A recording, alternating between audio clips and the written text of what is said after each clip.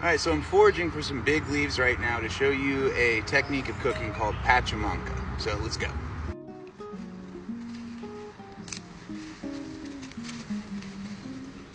All right, so this is burdock, Arctium minus, and what we're gonna do is we're gonna take this, we're gonna clean these off, and then we're gonna put them by the fire to wilt, to get them to be very malleable, and then we're gonna wrap some fish in it and bury it. So come on, let's go. I'm also gonna get some of these big rhubarb leaves from my garden.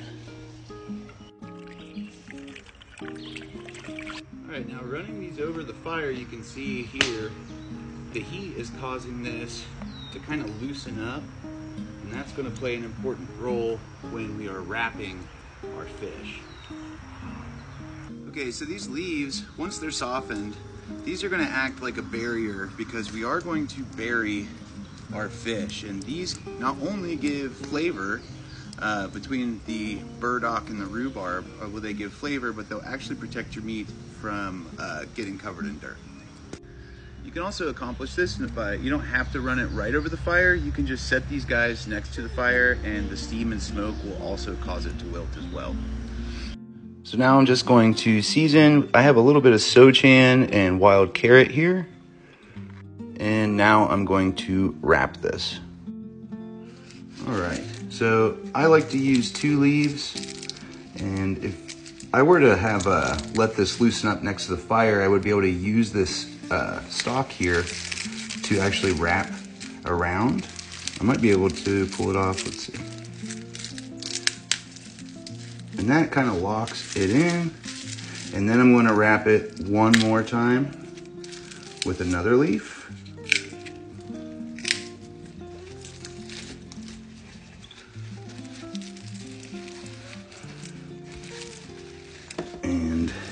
Here we have it.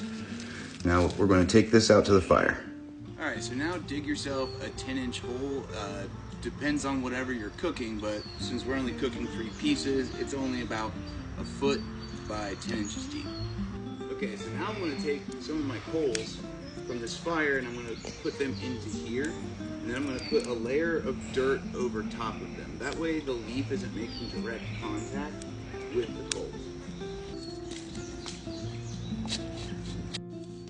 All right, so now we're going to put a layer of dirt on top of the coals, and that is going to insulate our wrapped fish from the coals. All right, now I'm going to add my fish into the hole.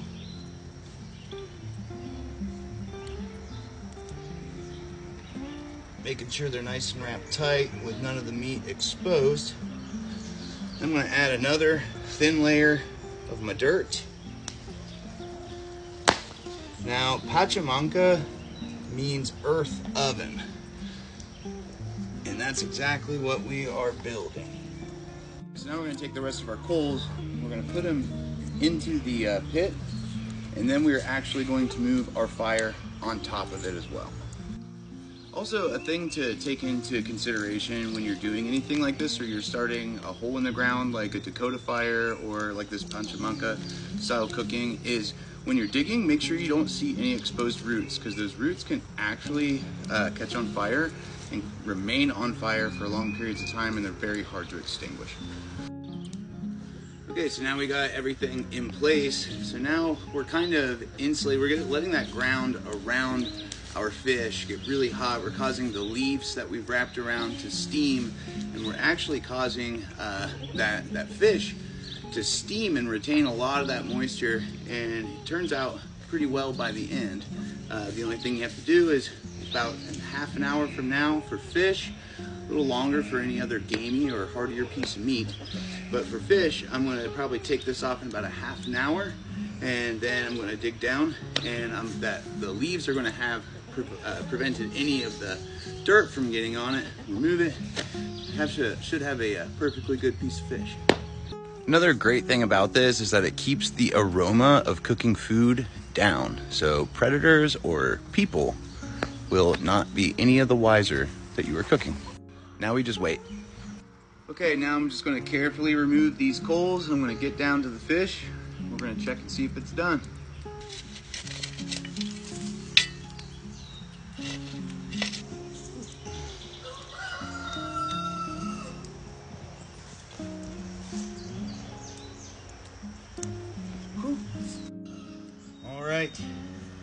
unwrap it. Nice and clean.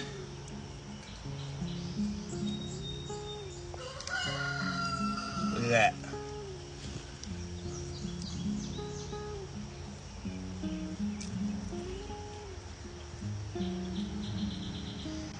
What you have there is a perfectly cooked piece of salmon.